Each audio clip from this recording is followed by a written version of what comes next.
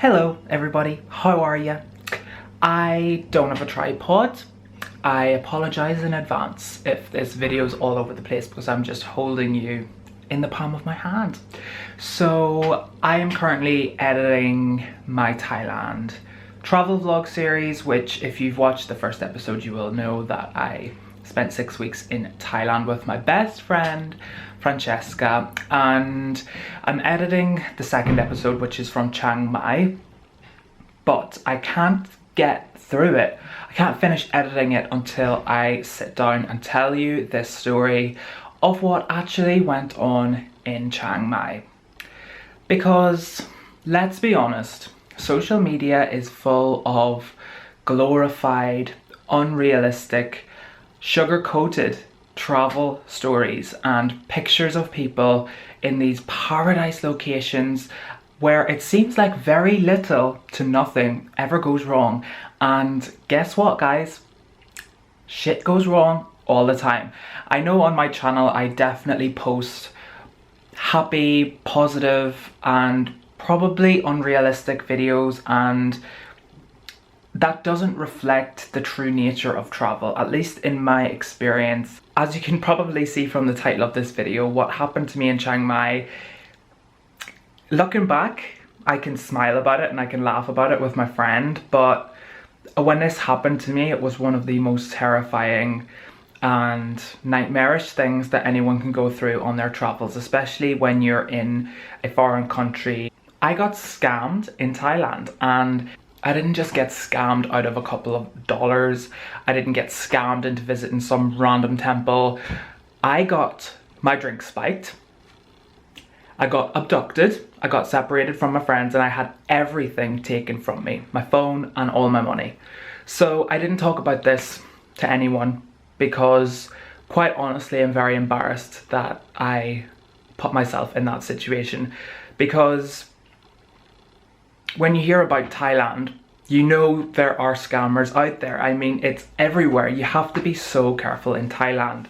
And honestly, I wasn't. I was extremely naive. And I'm going to go into a bit more detail about the lead up to my Thailand trip and why maybe I allowed for this kind of situation to come up. And honestly, it's actually a lot more common than I thought. You know, you often hear of people getting scammed in Thailand and when they're abroad, but you always think it's never going to be me. That can never happen to me. Like these horror stories that you read online, until it happens to you. And when it does, it pulls the rug from under you, and it's extremely shocking. So without further ado, I hope you're sitting comfortably. Let me start before I went to Thailand. So I had been living in Sydney for 4 months. I had been working in a job that caused me a lot of stress. I was a bartender in a nightclub, and I was working all night and sleeping all day, and pretty much turned to alcohol as a way to distract myself from how depressed I was and how low my mood was on a day-to-day basis. I honestly felt like a zombie version of myself while I was living in Sydney, and looking back on that time, I don't regret it, but it's definitely taught me a lot.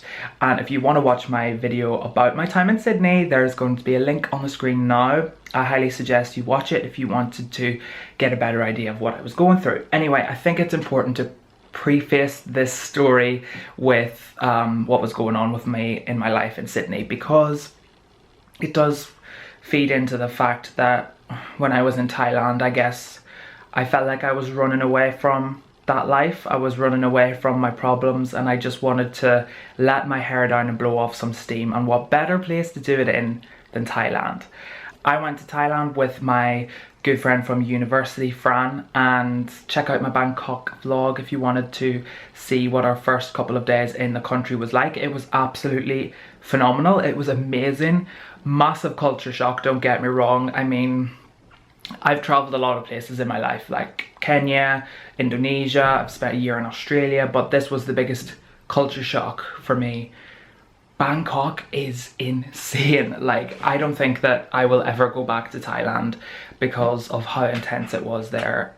Not just because of the whole scamming fiasco, which definitely adds to the issue, but it was a lot for me to take in. And side note, I don't understand how these 18-year-old backpackers who are on their first ever trip away from home can go to Thailand and have an amazing time, because it's so intense.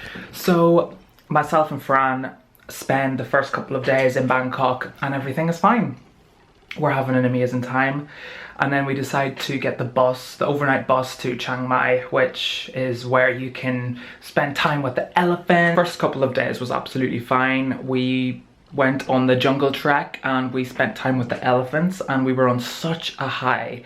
Like, that day was probably one of the best days that I had in Thailand. But that night is where shit hit the fan. So after we spent the day with the elephants in the elephant sanctuary, we decided to go out because we hadn't really been on a proper night out in Chiang Mai, and we wanted to meet other people. Because the hotel that we were staying in, there wasn't that many other backpackers there, and because it was just the two of us traveling, we wanted to meet other backpackers our age. So we went and joined the bar crawl from a hostel that was really nearby to our hotel. Now, this is where the story takes a turn, because I'm sure you have heard about the bucket situation in Thailand and how strong the alcohol is out there. And as I said at the beginning of this, I had just left Sydney, where I was pretty much drinking every day, and alcohol was like my escape from reality. And so I thought that I could drink anything and it wouldn't affect me that much. So we get to this bar crawl and everyone is pre-drinking, because when you sign up for the bar crawl you actually get a free bucket included in the sign up fee. And so I ended up having a bucket or two before we left the hostel to go to the bar. Myself and Fran had already talked about our rules for having a safe night out, which was do not leave each other, don't go home alone, don't go away with a stranger, don't accept a drink off a stranger. This one is particularly important. But for some reason we got separated, and when the bar crawl arrived at the bar, I was already very, very drunk. And the last thing that I remember is being approached in a flirtatious way by a guy, which, you know, happens sometimes. I wasn't under the impression that this guy was going to do anything bad, but that probably has something to do with the fact that I was already really, really drunk. I had 2 jugs. Who knows? So I accepted a drink off this stranger, and the rest is history. I accepted a beer. It was a Chang. That's the last detail that I remember. After that, I literally blacked out until 7 AM the next day. And what went on in those hours from midnight till 7 AM is disgusting and horrific. And I wouldn't wish it on any of you. I wouldn't wish it on my worst enemy, and I wish never to go through something like that again. When I started to gain consciousness again, I was miles outside the city. I was at least a 2-hour walk away from where our hotel was. I didn't have a phone. My wallet was empty. I was still very delirious and very like out of it, to be honest. I had no idea where I was. It was 7 AM, 6 AM, middle of the night, it was still pitch black. And it was pissing rain, and I knew that I could see the city in the distance, but I just had no idea where I was. I guess I just thought that I had a great night on the bar crawl, and I had a little bit too much to drink, and then I just needed to walk home to the hostel. Got myself back to the hotel, and Fran, thank God, was in the room. She let me in. I stripped myself butt naked. I had absolutely no idea where I had been and passed out on the bed. 10 AM, I wake up. Fran is like, what the hell happened to you last night? You disappeared. I didn't see you the whole night. Because as I said, we got separated before we left the hostel to go to the bar with the bar crawl. So we hadn't seen each other all night. So I couldn't ask her where I was or what happened to me. But It turns out she didn't have my phone, so I had lost my phone or had been stolen or something. And then we go through my wallet to see if there's anything in there, like a receipt from a place or whatever. There's nothing except for a note, which is handwritten and it's all in Thai and it has my signature on it. So I'm like, what? This is where it starts to feel like something out of The Hangover, because you know in the movie The Hangover where they wake up and they don't remember a thing, but then they find all these random clues and they've got a tooth missing or they've got a tattoo. So this note that I pulled out of my wallet was like the first sign that something really weird had happened to me the night before. So it's obvious that I had been somewhere dodgy the night before, as there was this note in my wallet written in Thai with my signature on it that looked like some sort of a contract. And so myself and Fran go to the front desk at our hotel, which is run by a really lovely elderly Thai couple, and they were super helpful and caring whenever they realized what had happened to me, and I'm very, very grateful for that. We handed her the note and asked her to read over it, translate it, and help me figure out what the hell had happened the night before. And she was like, oh, this is bad, this is very bad. You owe them this amount of money. The note also explained that they had kept my phone as ransom, or as a guarantee that I would find them and pay my outstanding bill for services. I bit off more than I could chew when I decided to accept that free drink off a stranger. Never do that. Ever. So then we go back to the hotel room, try and assess the situation, and I decide to get my laptop out and check my online banking. And guess what? My bank account had been drained. Every penny had been taken, and it looked like the people who had spiked my drink and taken me away from my friends, abducted me, had tried to rinse me out of all of the money from all of my cards that I had in my wallet, because I checked on my Monzo account, checked on my Australian bank account, I checked on all the accounts, and there was all of these transactions that had come up on my bank statement from the same location for the same amount. Some of them had been declined, and then the one on my Australian bank account, which was like my savings that I was going to use for moving back to Australia, had just been cleared out. So yeah, in that moment I realized, okay, I've been scammed, I've been robbed, I've had my drink spiked, and I've been stupid. I wasn't even upset. I was like, oh well, it happens, I should have known. You know, you hear about this thing all the time, and I was stupid. Like, I blamed myself instantly because I was so naive in thinking that nothing bad could happen to me. Like, this is partially the reason why this is definitely totally reason why I have lost my mojo when it comes to making YouTube videos, because up until this point I'd been making videos about how amazing travel is and how it's changed my life, and how like I'm so grateful that I made the decision to leave my job and go traveling. But then this just made me realize, you know, I could have died, like I could have been murdered, I could have been beaten up. I don't know, it really ruined me, it devastated me, and the effect that it had on me and Fran for the rest of the holiday, it was just really, really traumatic. And back to the story.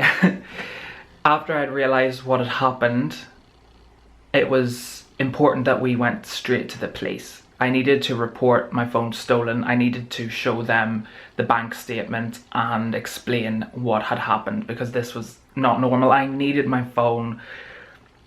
We were due to leave Chiang Mai the next day, but I was still all out of my head. Like, so we went to the police station, and we went to the tourist police in Chiang Mai and reported it. reported the phone stolen, reported the money stolen, and then the tourist police reported it to the official police. I don't know, there's like different stages that you have to go through to make a police report in Chiang Mai. And then, yeah, it turns out that the police are in on this scam. The police are all in on it. Like, it's so corrupt. And I have absolutely no remorse or regret in saying that it's just full of scammers there. Like, the police were totally in on this. It was so obvious from the moment that we walked in that, oh, here's another stupid white drunk gay ass tourist who fell for the trick, and he's gonna try and get his money back, but we're all in on it, so we're just gonna rinse him. That's exactly how it felt. We spent about 11 hours in the police station that day. Fran very, very kindly stayed by my side, and I'll never be able to repay her for the emotional and financial support that she provided to me on that trip. So we were in the police station, and the police called the establishment from my bank statement. They tracked them down and they called them in, and in walked this group of thugs, is the only way I can describe them. And I have this out-of-body experience. Even thinking back, I'm like, was that really me? Did that really happen to me?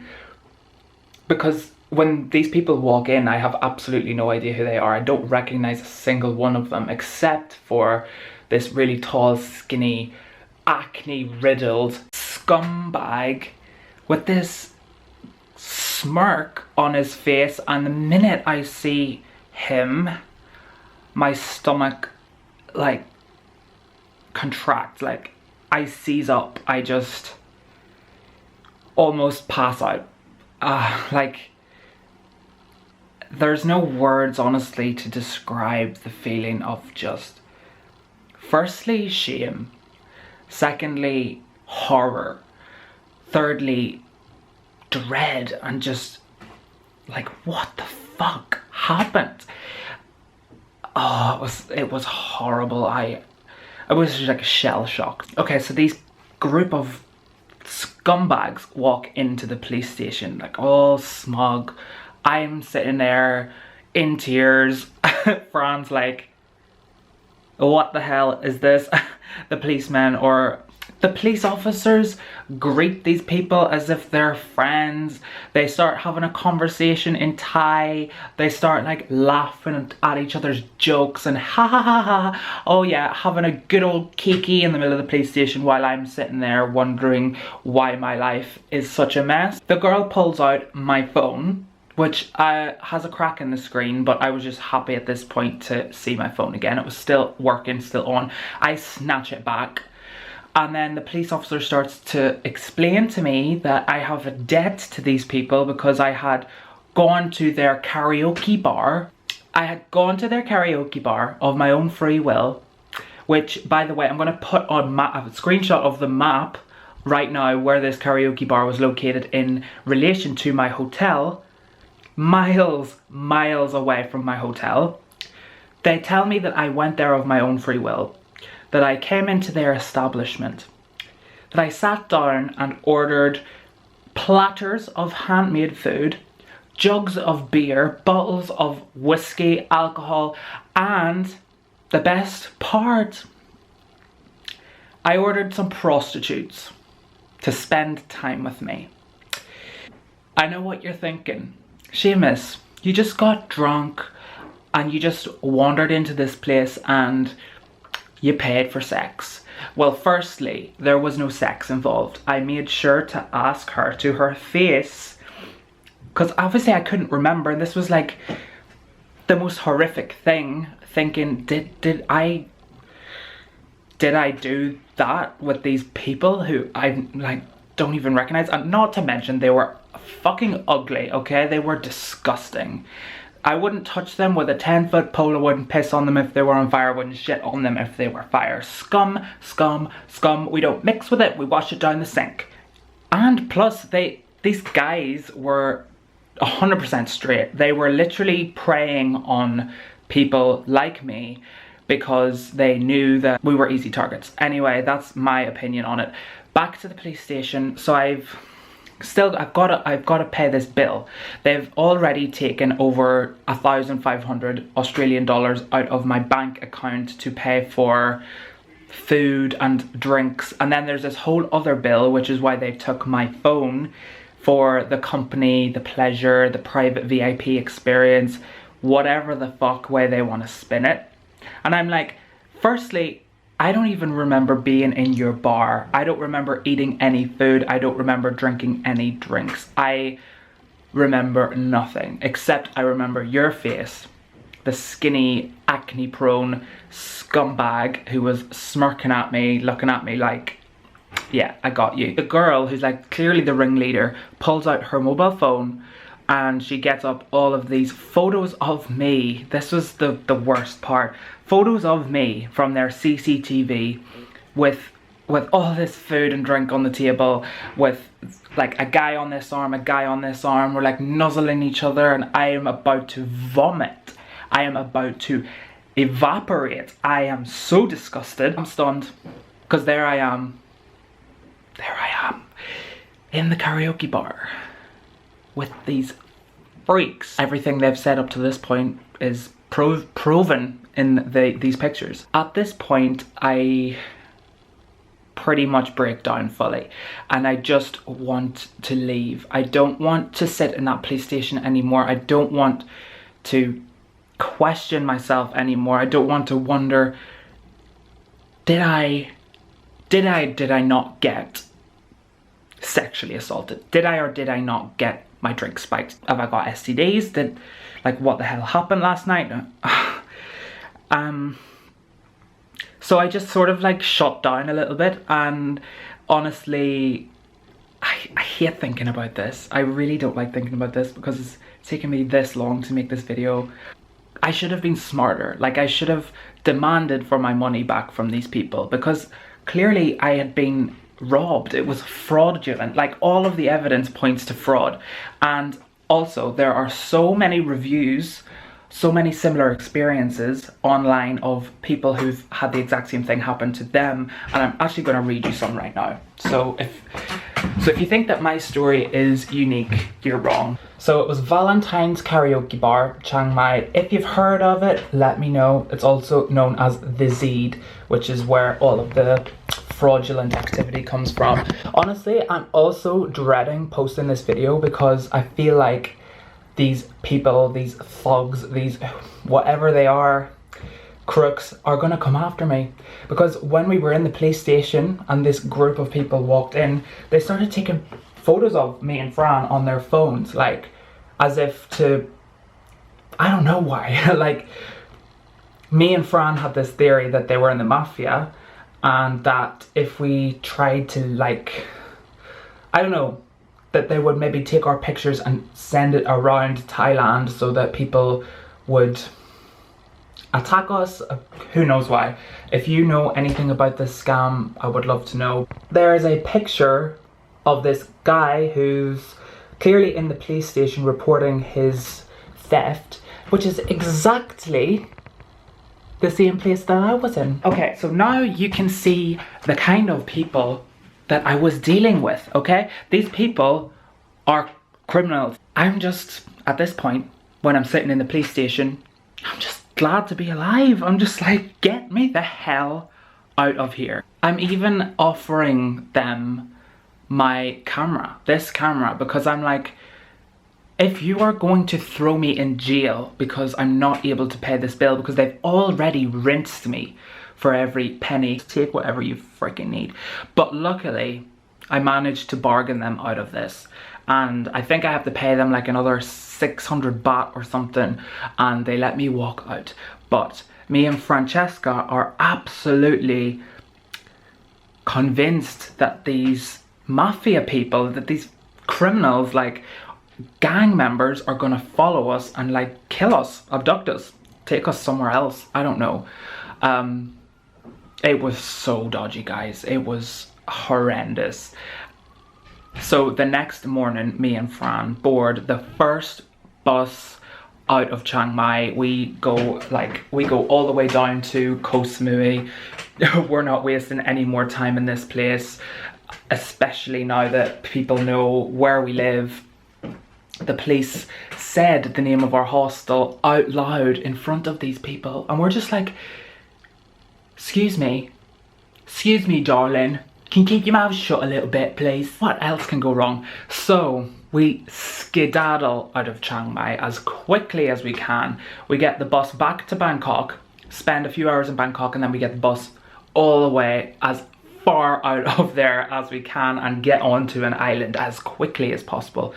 And the aftermath of this incident really has stayed with me. The fact that I had no money and I was supposed to be, this wasn't even a week into Thailand. I'm just like, Fran, I'm just gonna book a flight back to the UK. Like, call it quits on this whole travel thing. It's not for me. My life is more important. I was so devastated that this happened to me, because not only does it make you realize how stupid it is to put yourself in these situations and how you can't trust anyone. It honestly is a really dark thing to go through, because you realize, you know, these places aren't just pretty pictures. It's not just cute food, Instagram, waterfalls. Like, it's really not like that at all. There's a very dark criminal underbelly going on here, and these people are very clearly just desperate. I swear to God, if I had been backpacking solo, I would have been screwed. So I'm just grateful that I had someone with me who could help me through it and like support me. And Fran, if you're watching, I'll never fully be able to repay you for that, because that was so fucked up. Like, something like that really ruins your entire trip. It was very traumatizing. Now, okay, I forgot a very important detail from the story, which is definitely the icing on the cake of a shit situation. I actually got the money back.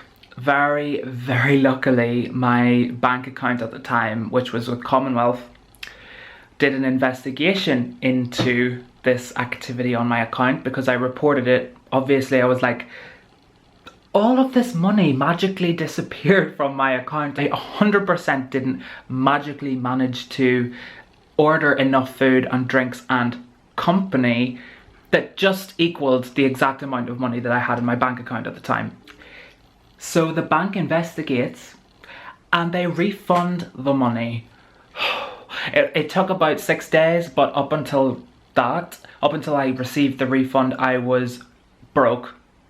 I was eating into my savings, which was my money for when I returned to Australia. Spoiler alert, my visa for Australia got rejected halfway through my Thailand trip, so I never ended up actually going back to Australia. That's a story for another day. It's just like how much stuff can go wrong. First, I have the worst 4 months ever in Sydney, mental health wise.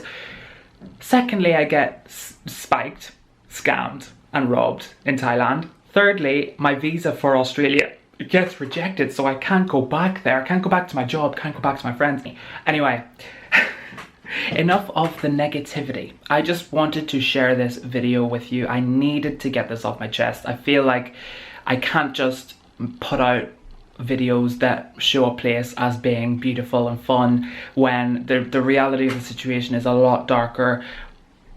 And I hope that this video will find you well, and that it will educate you to some of the scams that you might find when you are on your travels. Some of the things to look out for: never accept a drink off a stranger, never go to any of these karaoke bars, they're sex venues. Sorry, it's dark, but it's true. And, you know, just be careful when you're traveling, and don't believe everything you see on Instagram. Don't let it fool you into a false sense of security. And above all else,